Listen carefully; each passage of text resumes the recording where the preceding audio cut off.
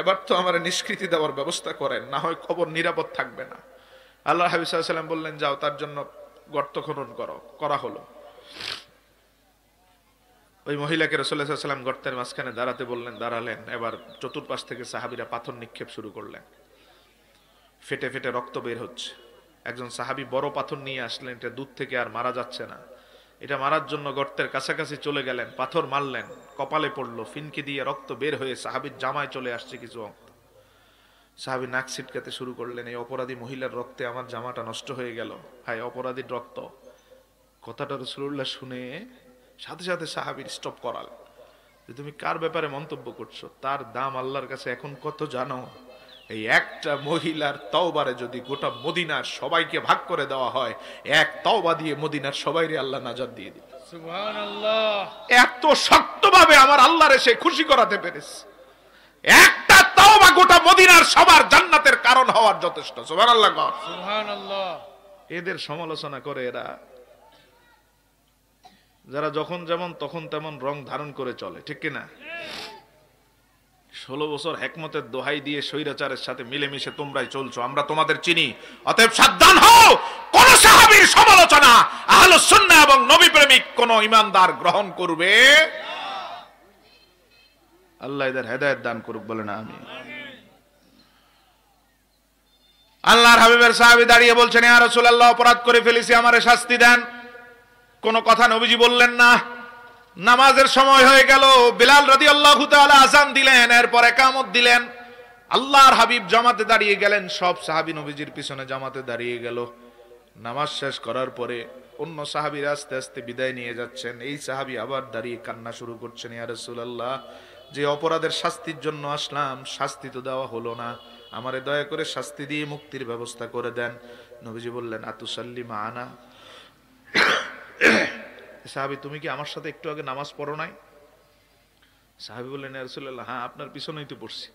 নবীজি বলেন, একটু আগে পড়া তোমার নামাজই তোমার গুনাহ মাফ করায় দিছে। সুবহানাল্লাহ। এই আপনাদের আওয়াজ। আরেক সাহাবী দাঁড়ায় বলেন, ইয়া রাসূলুল্লাহ, এটা কি শুধু তার জন্যই ঘোষণা করলেন? নবীজি বললেন, না, শুধু তার জন্য না, কিয়ামত পর্যন্ত আমার সব উম্মতের জন্য। সুবহানাল্লাহ। তাইলে নামাজ গুনাহ মাফ করে কি করে না? বরং সব গুনাহ মাফ করায় দেয়। এই রকম মূল্যবান নিয়ামতটা মুসা চাইলেন, রব্বুল আলামিন আমার উম্মতরে এই নিয়ামতটা আপনি হাদিয়া দেন, যাতে সহজে উম্মতরে জান্নাতে নিতে পারি। রব্বুল আলামিন বললেন, না, এই নিয়ামতটা আমি শুধু রাসূলুল্লাহকেই দিব, যাতে উম্মতের মাথার উপর সব কষ্ট দূর করে দিয়ে উম্মত গুলারে সহজে জান্নাতি বানাতে পারে। সুবহানাল্লাহ। আল্লাহ বলেন, ইয়াদাউ আনহুম ইসরাহুম ওয়াল আগলাল আল্লাতী কানাত আলাইহিম, তিনি তোমাদের সব কষ্ট দূর করে দিয়েছেন। এই তো গেল দুনিয়ায়, আরো অনেক আছে আমার ভাইয়েরা, খেয়াল করেন। এবার হাসরের কষ্ট আমার হাবিব কিভাবে দূর করবেন, যখন কোন নবী কথা বলবেন না, কোন নবী কাজ করবেন না, এমনকি আল্লাহর দিকে তাকানোর সাহসও করবেন না, সেই ময়দানে আমার হাবিব আমাদের মাথার উপরের একটা কষ্ট রাখতে দিবেন না। সুবহানাল্লাহ। সুবহানাল্লাহ। 5টা হাদিস গভীরভাবে মনোযোগ দিয়ে বুঝেন, কি করবেন তিনি আমাদের কষ্ট দূর করার জন্য, যা আল্লাহ সূরা আরাফে বললেন, ওয়ায়াদাউ আনহুম ইসরাহুম ওয়াল আগলাল আল্লাতী কানাত আলাইহিম, তিনি তোমাদের মাথার উপরে কোনো কষ্ট রাখবেন না। 1 নাম্বার, বুখারীর বর্ণনায় নবীজি বলেছেন, কিয়ামতের ময়দানে সবাই থাকবে বস্ত্রহীন, নগ্নপদ, কারো পায়ে কোনো জুতা নাই, কারো গায়ে কোনো জামা নাই, সবাই থাকবে দাঁড়িয়ে। নবীজি বলেন, বসার জন্য আসন পাবে শুধু নবীরা। ইউদাউলিল আম্বিয়াই মানাবিরু মিন নূর, মুসনাদে বাজ্জারের হাদিসে রাসূল বলেন, 2,24,000 নবীর জন্য রব্বুল আলামিন 2,24,000টা নূরের চেয়ার রাখবেন। কিসের?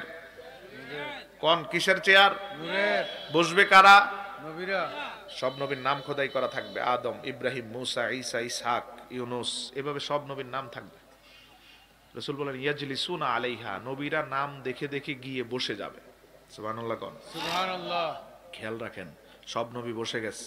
রাসূল বলেন, ইয়াবকা মিম্বারি, সবাই বসার পর দেখা যাবে সবচেয়ে বড় আসন যেটা আমার, এটাই খালি, আমি বসি নাই। সবচেয়ে বড় আসনটা কার? নবীর। মুসলিমের হাদিসে রাসূল বলেছেন, আনা আহমদ, আনা মুহাম্মদ, ওয়া আনাল হাশির, ওয়া আনাল মাহি, ওয়া আনাল আকিব। 5টা নাম এক হাদিসে বলছেন যে আল্লাহ আমার অনেক নাম দিয়েছেন, আমার একটা নাম আহমদ। কি নাম? সবাই বলেন আহমদ। আহমদ। কেন আহমদ? কারণ এই জগতে আমি আল্লাহর এত প্রশংসা করেছি যা আর কেউ করতে পারে নাই। আল্লাহ খুশি হয়ে বলছেন আমার সবচেয়ে বেশি প্রশংসাকারী আপনি, এজন্য আপনার নাম আহমদ। সুবহানাল্লাহ। আহমদ অর্থ অধিক প্রশংসাকারী। আল্লাহর এত প্রশংসা আর কেউ করতে পারে? আরেক হাদিসে রাসূল বলেন আমি এত প্রশংসা করছি, আল্লাহ বলছেন হাবিব জগৎ সৃষ্টি জগতের আমার কোন সৃষ্টিও যদি আমার আর প্রশংসা না করে আমি আল্লাহ কষ্ট পাবো না। আপনি একা যা করছেন তাতে আমার প্রশংসার হক আদায় হয়ে গেছে।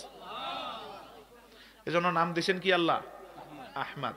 এবার আল্লাহ বলেন যেহেতু আপনি আমার সবচেয়ে বেশি প্রশংসা করেছেন এজন্য আমিও আপনার পৃথিবীতে সবচেয়ে বেশি প্রশংসিত করব, এজন্য আপনার নাম মুহাম্মদ।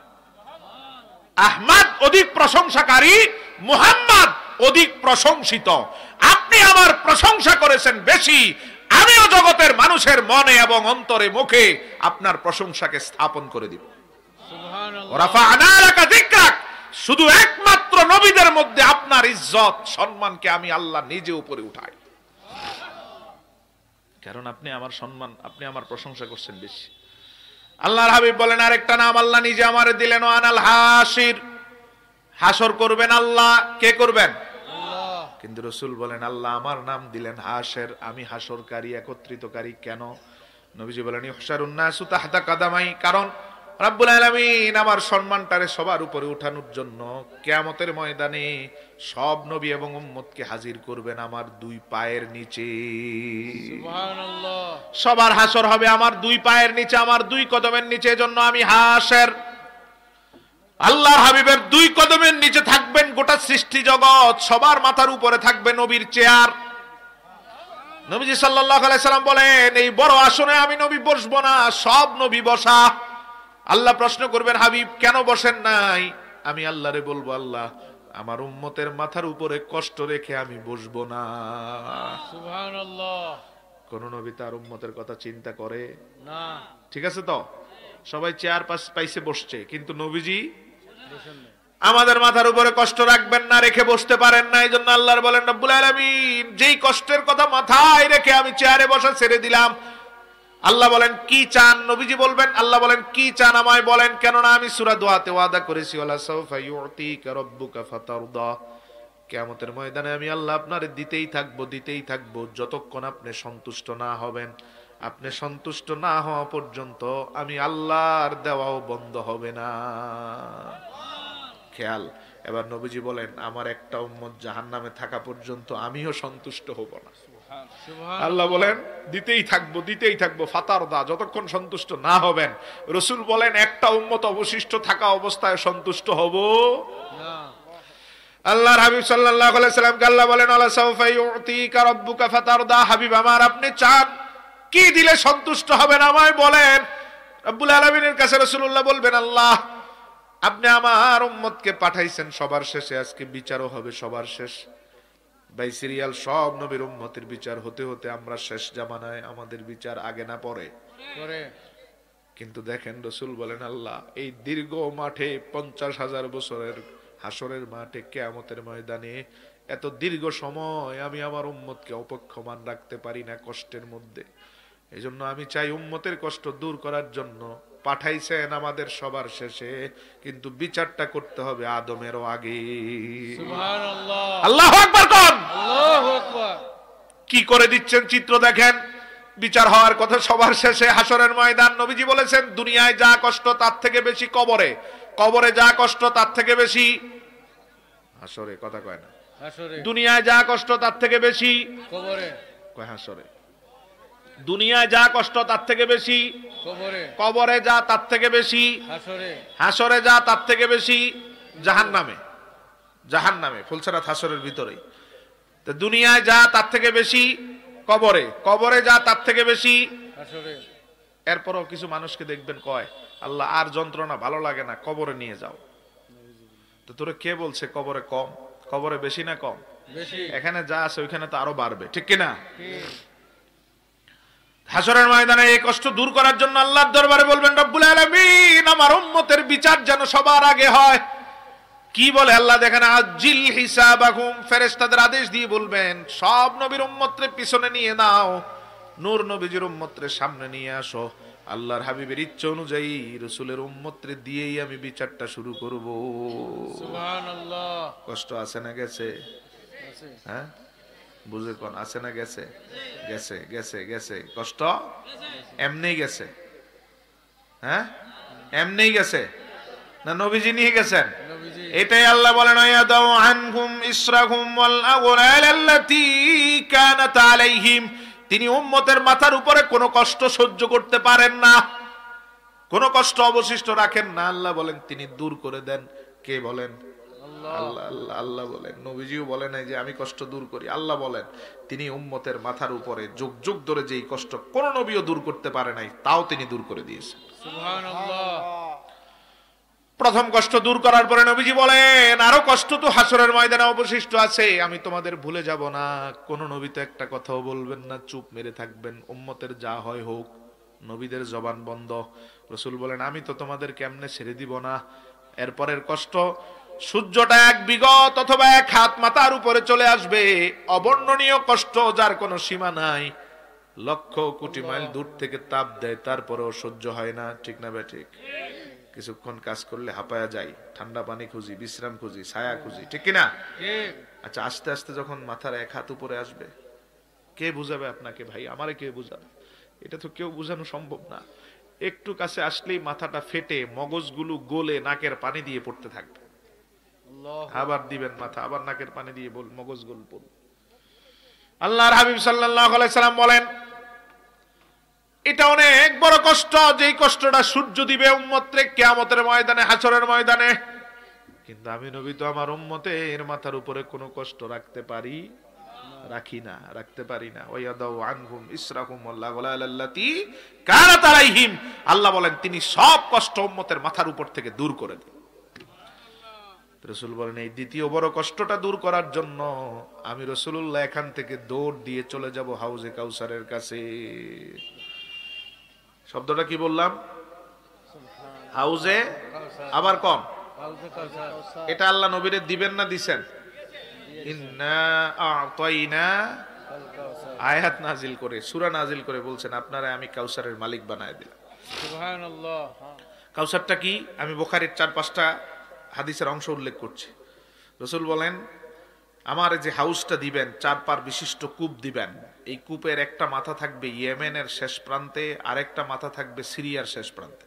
সুবহানাল্লাহ। বুঝেন নাই? হ্যাঁ, আওয়াজ বের হয় না, এজন্য দেখেন আমি মানচিত্র দিয়ে দেখাই, বুঝবেন। ইয়েমেনের পাশের রাষ্ট্রের নাম কি? এই ইয়েমেনের সাথে রাষ্ট্র, বর্ডার রাষ্ট্রের নাম কি? সৌদি। সৌদি। কথা কয় না। ইয়েমেনের, বাংলাদেশ।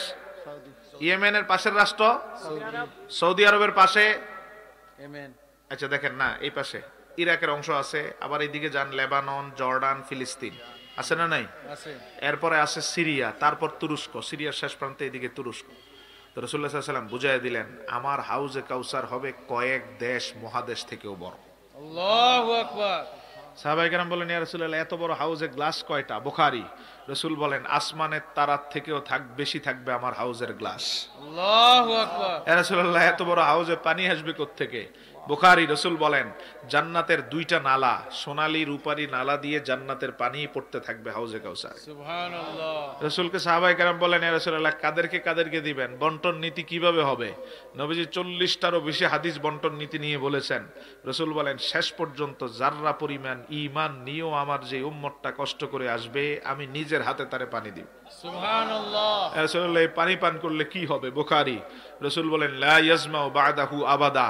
এই পানির ছিটা ফোঁটাটাও যদি জিহ্বা বা গন্ড দেশে যায় 50,000 বছরের কিয়ামতের মাঠে কোনো পিপাসা নাই। আল্লাহু আকবার। কেন নাই? কেন নাই? এক বিগত মাথার উপরে তো সূর্য, পিপাসা তো আরো বেশি লাগার কথা, ঠিক কিনা বলেন? ঠিক। মুহাদ্দিসিনে কেরাম বলেছেন কেন পিপাসা থাকবে না? কষ্ট এমন ভাবে নবীজি দূর করবেন, পুরা ময়দানে সব নবীর উম্মতের হাহাকার যখন চলবে ব্যতিক্রম থাকবো আমরা, আমাদের কোনো কষ্ট জোরে কোন হবে না। কেমনে দূর করছেন রাসূল সাল্লাল্লাহু আলাইহি ওয়াসাল্লাম? দেখেন মুহাদ্দিসিনে কেরাম বলেন আমার রাসূলের হাউজে কাউসারের পানিতে এত বেশি সমৃদ্ধ রহমত থাকবে, এই পানির বরকতে এক বিগত অথবা এক হাত কেন, সূর্য পানি পান করার পরে সূর্য তোমার মাথায় লাগলেও আর তোমারে কষ্ট দিতে পারবে না। সুবহানাল্লাহ। দূর করে দিয়েছেন মুহাম্মাদুর রাসূলুল্লাহ। সাল্লাল্লাহু আলাইহি যে জায়গায় সব নবী চুপ, অন্য নবীর উম্মতের কষ্ট। বুখারীর হাদিসে নবীজি বলেছেন, 2.5 পৃষ্ঠা ব্যাপী বুখারীর বড় হাদিস, 3 বর্ণনায় এসেছে, অন্য নবীর উম্মতরা আদমের কাছে প্রথম যাবে, গিয়ে বলবে আল্লাহরে একটু বলেন না সূর্যটা একটু দূরে সরায় দেখ, আর কষ্ট সহ্য হচ্ছে না। আদম বলবে ইন্না রাব্বিকা গাদিবাল ইয়াউমা গাদাবান শাদীদা লাম ইয়াগদাব মিসলাহু ক্বাবলা ওয়ালা ইয়াগদাব মিসলাহু বাদা। আদম বলবে আল্লাহর এমন রাগ আগেও দেখি নাই, পরেও দেখব না। এই ময়দানে আল্লাহর দিকে তাকানোও যাবে না, কথাও বলা যাবে না। এই কথা বলে নিচের দিকে তাকাবেন, আল্লাহর দিকে তাকাবেন। আদম বলবে নূহের কাছে যাও, নূহ আলাইহিস সালামের কাছে সবাই গিয়ে বলবে একটু আল্লাহরে বলেন যাতে মাথার উপরের সূর্যটা দূর করে দেয়। নূহ আলাইহিস সালাম বলবেন আল্লাহর এমন রাগ আগেও দেখি নাই, পরেও দেখব না। আল্লাহর সাথে কথা বলা অনেক দূরের বিষয়, আল্লাহর দিকে তাকাতেও আমি পারবো না। চলে যাও আমার কাছ থেকে, আমার কিছুই করার নাই। নিচের দিকে তাকাবেন নূহ। ইব্রাহিমের কাছে যাবে উম্মত একটু বলেন না আপনি। ইব্রাহিম আলাইহিস সালাম বলবেন এমন রাগান্বিত অবস্থায় আল্লাহর সাথে একটা কথা বলার সাহস আমি ইব্রাহিমের নাই, আমার কাছ থেকে দূরে সরে যাও, কোনো কথা বলার ক্ষমতা কুদরত আমার নাই। নিচের দিকে তাকাবেন। এক এক করে সব নবী নিচের দিকে তাকিয়ে আছেন। এরপরে মূসা আলাইহিস সালামের কাছে গেলে মূসা আলাইহিস সালাম একই কথা বলবেন। ঈসার কাছে যাব, বুখারীর বর্ণনা, ঈসা একই কথা বলবেন, পারবো না, কথাও বলতে পারবো না, তাকাতেও পারবো না। আল্লাহর হাবিব সাল্লাল্লাহু আলাইহি ওয়াসাল্লাম বলেন যেই ময়দানে কোন নবী একটু উপরের দিকে তাকাতে চায় না, ওই ময়দানে আমি তোমাদের কষ্ট দূর করার জন্য সরাসরি আল্লাহর দিকে তাকাবো। সুবহানাল্লাহ। সব নবী কোন দিকে তাকিয়ে আছে? নিচের দিকে। সবাই কোন নিচের দিকে? নবীজি বলেন একমাত্র আমি মাথাটা উত্তোলন করে আল্লাহর দিকে তাকাবো, তাকানোর পর আমার প্রশান্তি আরো বেড়ে যাবে। মুসনাদ আহমদের বর্ণনায় নবীজি বলেন আমি মাথা উত্তোলন করে আল্লাহর দিকে যখন তাকাবো, তাকানোর পরে দেখবো আমি তো তাকিয়ে আছি আল্লাহর দিকে, আর আল্লাহ নিজে তাকিয়ে আছেন আমার দিকে। সুবহানাল্লাহ। আমি আল্লাহর দিকে তাকানো, আল্লাহ আমার দিকে তাকানো, ভাসুরের মাতের চিত্র নবীজি বলছেন। আমি কোনো কথা বলবো না, রহমতের দৃষ্টিতে আল্লাহর দিকে তাকায় থাকবো। আল্লাহর রহমত পাওয়ার জন্য আল্লাহর দিকে আমি এভাবে তাকায় থাকবো। আল্লাহই প্রথম শব্দ উচ্চারণ করে আমারে বলবেন ইস্তাশারানি বি রব্বি কাইফা আফআলু বিহিম। হাবিব আমার আপনি বলে দেন এই ময়দানে আপনার উম্মতের সাথে কেমন ব্যবহার করলে আপনি খুশি। সুবহানাল্লাহ। সুবহানাল্লাহ। আলেমরা বুঝবেন ইস্তাশারানি বি রব্বি, আল্লাহ নিজে আমার সাথে হাসরের মাঠে পরামর্শ করবেন। সুবহানাল্লাহ। আহারে আহারে আহারে আওয়াজ রে। এই বুঝেন বুঝেন বুঝেন কি হচ্ছে বুঝেন। কোন আল্লাহর কি পরামর্শের দরকার আছে? না। আল্লাহুস সামাদ, তিনি অমুখাপেক্ষী। কারো মুখাপেক্ষী? কাউকে কোনো কিছু জিজ্ঞেস করে করতে হয়? নজরুল বলেন আল্লাহ আমার কাছে পরামর্শ চাইবেন। পরামর্শের শব্দটা কি? আপনি বলে দেন হাবিব আমি আজকে কেমন আপনার উম্মতের সাথে কেমন ব্যবহার করলে আপনি খুশি, আপনি আগেই বলে দেন। রাসূল কি বলে দেখেন কামা শীতে ইয়া রব, আমি আল্লাহরে বলবো আল্লাহ আমি কিছু বলবো না, বরং আমার উম্মতরে আপনার রহমতের হাতে তুলে দিলাম, আপনি যা করেন তাতেই আমি খুশি। আল্লাহ আবার বলবেন কাইফা আফআলু বিহিম, কেমন ব্যবহার করলে খুশি আমায় বলেন। নবীজি বলবেন আমি কিছু বলবো না, আমার উম্মত আপনার রহমতের হাতে তুলে দিলাম, আপনি যা করেন তাতেই খুশি। আল্লাহর হাবিব বলেন যখন আমি কোনো কিছু বলছি না, কোনো কিছু চাইছি না, এবার আল্লাহ নিয়ামত দেওয়া শুরু করবেন। বিচার এখনো শুরু হয় নাই, বিচার এখনো শুরু হয় নাই।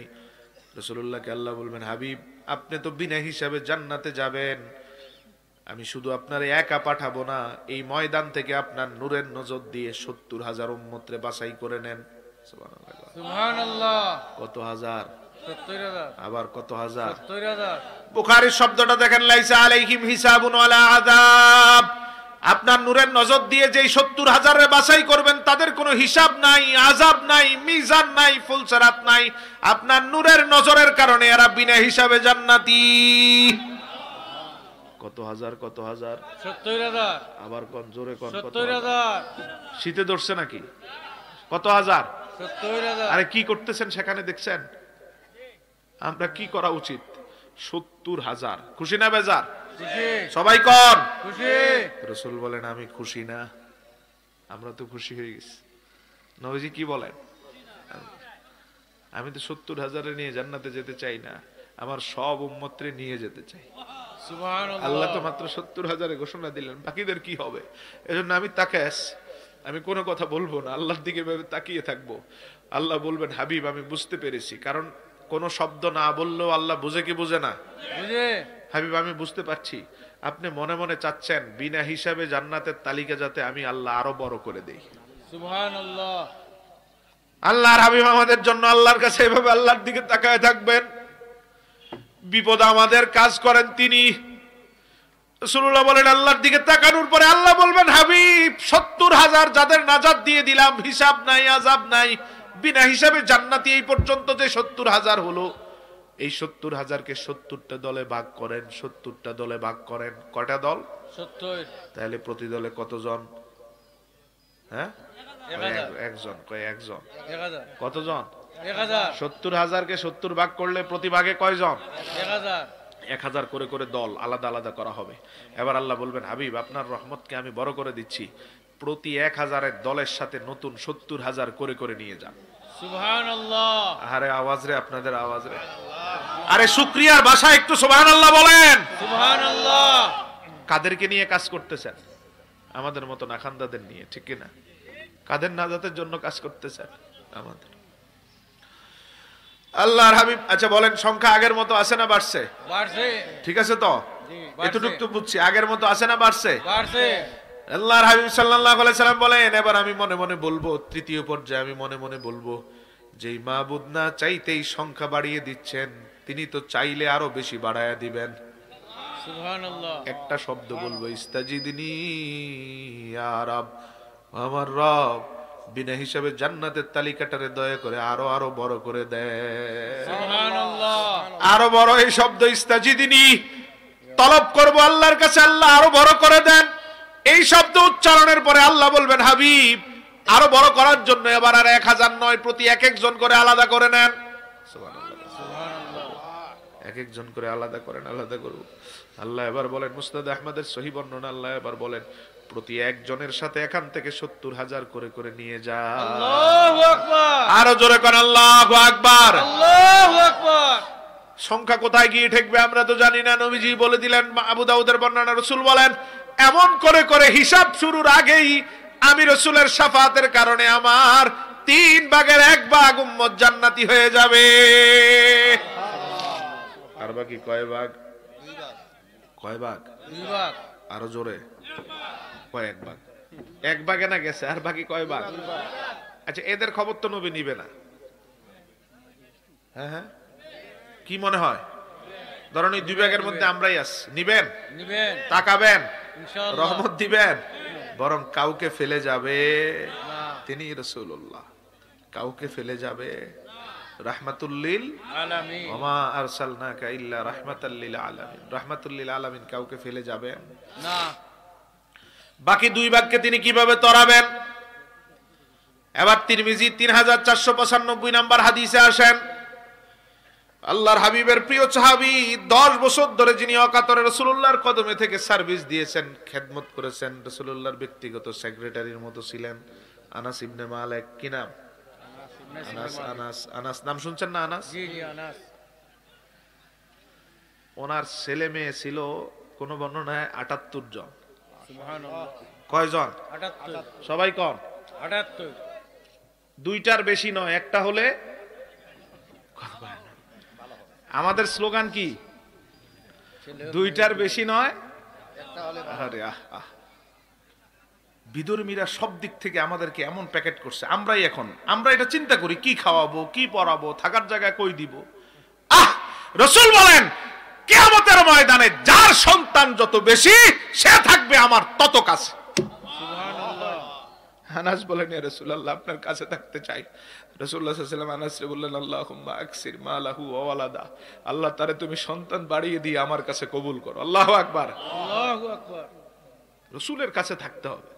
এজন্য কোন সাহাবী, আমরা যেটা গ্রহণ করি জন্ম নিয়ন্ত্রণের নামে কুফরি মতবাদ, হারাম মতবাদ, কোন সাহাবী আর ধারে কাছেও যায় না। স্পষ্ট হারাম। জন্ম নিয়ন্ত্রণ বিদুর্মীরা আমাদেরকে কাবু করার জন্য, প্যাকেট করার জন্য, রাসূলের কদম থেকে দূরে সরানোর জন্য একের পর এক এই ধরনের প্যাকেজ আবিষ্কার করে, ঠিক কিনা? ঠিক। এবং এগুলোর জন্য দেখবেন কাজ করে ওদের শাখা প্রতিষ্ঠানগুলো। বাংলাদেশে সবচেয়ে বেশি কাজ করে ব্রাক। কে? রাত কার প্রোডাকশন এটা? আমেরিকা ওদের।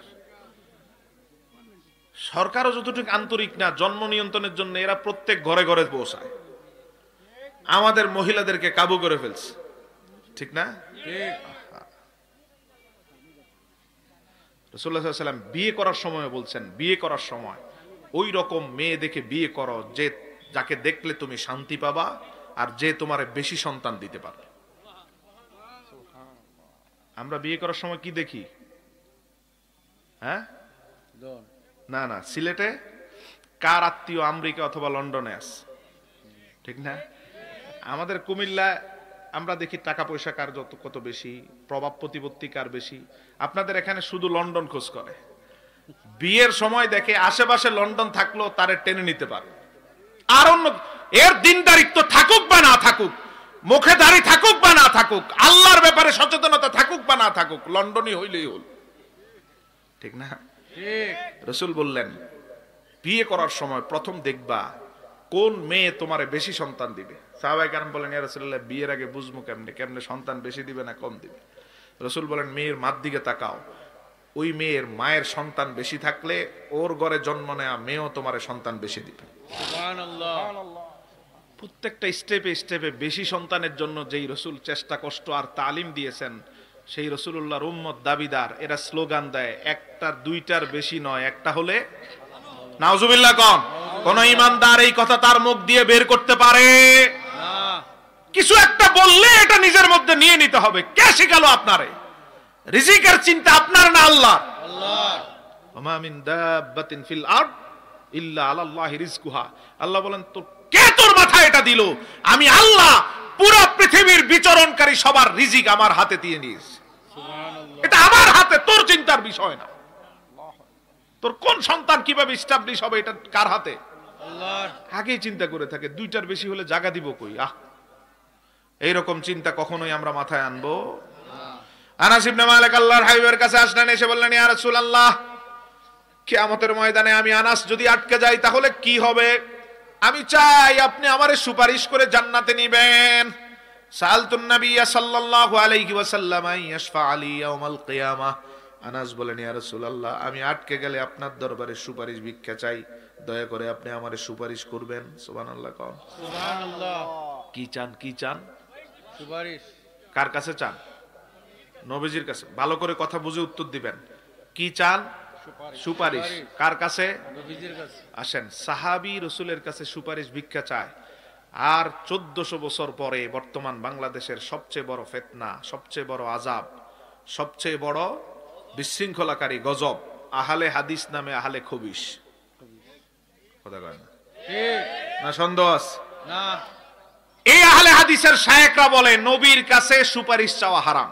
নাউযুবিল্লাহ মিন যালিক সাহাবী, খুদ সাহাবী, বুখারী মুসলিমের শর্তে সহিহ হাদিসে স্টেটমেন্ট, সাহাবী এসে রাসূলের কাছে সাআলতু সাআলতু এই শব্দ দিয়ে বলছেন, সুয়াল করছি, ভিক্ষা চাচ্ছি রাসূলের কাছে সুপারিশ। 1400 বছর পরে এরা এসে বলে নবীর কাছে নাকি সুপারিশ চাওয়া হারাম। নাউযুবিল্লাহ মিন যালিক কোরআন হাদিসের সাথে এদের কোনো সম্পর্ক আছে? না আছে? না ইসলামের সাথে, না মুসলমানের সাথে? না আসলেও আমরা দেখি এদের সম্পর্ক আমাদের সাথে না, মুসলমানের সাথে না, ইসলামের সাথে না, কোরআন হাদিসের সাথে না, এদের সম্পর্ক সরাসরি ইসরায়েলের সাথে। ঠিক এদের সম্পর্ক কুখ্যাত সন্ত্রাসী রাষ্ট্র ভারতের রয়ের সাথে, ঠিক কিনা বলেন? এদের আবিষ্কারও ভারত থেকে, এরা আমাদের না, এরা ভারতীয় প্রোডাক্ট। ঠিক এদেরকে কৌশলে আমাদের দেশে সেট আপ করা হচ্ছে যাতে আমাদের দেশের মুসলমান এবং সমাজকে ভেঙ্গে টুকরা টুকরা করা হয়। ঠিক দাদার যুগের মানুষেরা এক মসজিদে নামাজ পড়ছে, বাবার যুগেও পড়ছে, এখন এরা বের হয়ে আলাদা মসজিদ দিয়ে কয় এটা সহিহ হাদিসের মসজিদ। চিন্তা করছেন, এক সমাজ ভেঙ্গে টুকরা টুকরা করে দিচ্ছে। এমন এমন জিনিস আবিষ্কার করতেছে যার সাথে ইসলামের কোনো সম্পর্ক নাই এই যে কুদরতুল্লাহ মসজিদে কি করছে মনে আছে? হ্যাঁ, বাংলায় খুতবা, জুমার খুতবা বাংলায় এক খবিশের আমদানি হয়েছে। হ্যাঁ, সিলেটেই তো বাংলায় খুতবা শুরু করছে। দেখেন, ওলিয়া উলিয়ার ধন্য এই সিলেট, এই সিলেটের ভূখণ্ড বাংলাদেশের অন্য অন্য জেলার থেকে আলাদা না? আমি অন্য জেলার, তারপরেও বলছি আলাদা। কেন? আপনাদের কারণে আলাদা না, লক্ষাধিক